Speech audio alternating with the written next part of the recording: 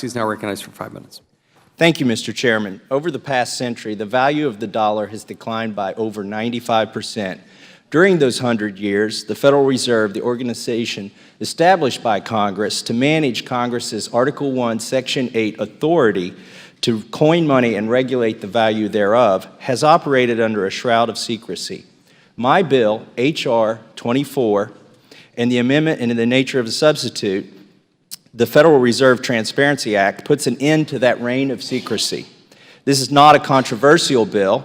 Americans demand transparency, and the House of Representatives has responded by passing this legislation twice in previous Congresses by huge bipartisan majorities. When its original author, Representative Ron Paul, first carried the Audit the Fed bill to the floor in the 112th Congress, it passed by a comfortable veto-proof majority, 327 to 98. When Representative Paul Brown brought this bill to the floor in the 113th Congress, it passed by an even larger majority, 333 to 92. In fact, among members of this very committee who were here in those Congresses, all Republicans and over half the Democrats voted for this bill on the floor.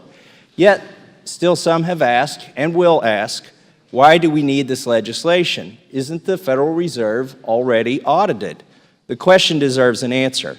It's true that the Government Accountability Office performs a limited financial audit of parts of the Federal Reserve, but this audit is perfunctory due to the limits placed on the GAO by Congress. The U.S. Code makes several critical exceptions to the Fed's audit protocol of its most crucial activities. Number one, GAO is prohibited from examining Fed transactions or agreements with foreign governments and foreign banks. Number two, GAO is prohibited from examining all Fed actions on monetary policy matters.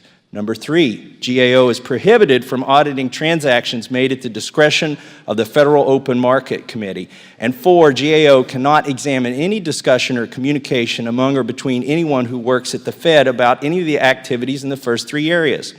When these restrictions were originally added in the 1970s, GAO themselves testified that they, quote, could not see how they could satisfactorily audit the Federal Reserve System without the authority to examine the largest single category of financial transactions and assets that it has, unquote.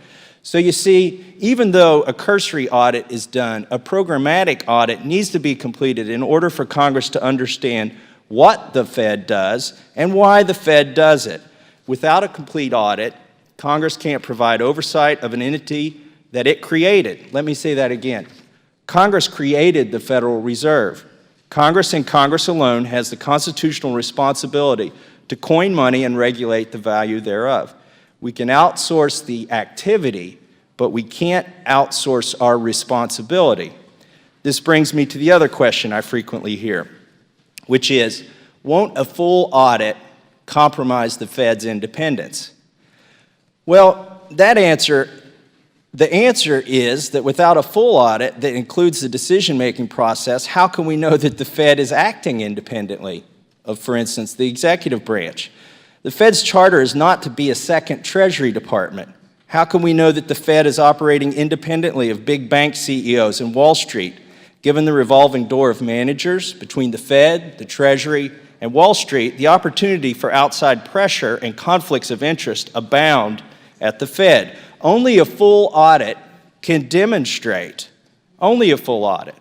that the Fed makes decisions independently of the political whims of the president and independently of the profit goals of commercial banks. An organization entrusted with daily decisions that affect the value of Americans' paychecks and the value of their retirement savings, an organization whose mission has morphed into facilitating the bailout of foreign banks. This is an organization that requires a full audit and full oversight from the elected body that created it. I thank the gentleman from Vermont, Mr. Welch, for co-sponsoring this legislation 3 Congresses in a row. He's a colleague on this committee from the other side of the aisle. And I want to thank Chairman Chaffetz for his leadership on this issue throughout the years and for bringing this bill for consideration in committee today.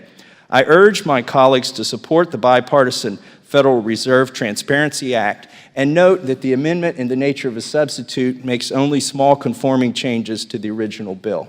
I thank you, and I yield back. If the gentleman will yield, I really do appreciate your leadership on this. You've been tenacious about it and sharing and talking about it with other members. We're proud to bring it up today. It does enjoy good bipartisan support, as it has in previous Congresses. There really is no argument to knowingly keep yourselves in the dark.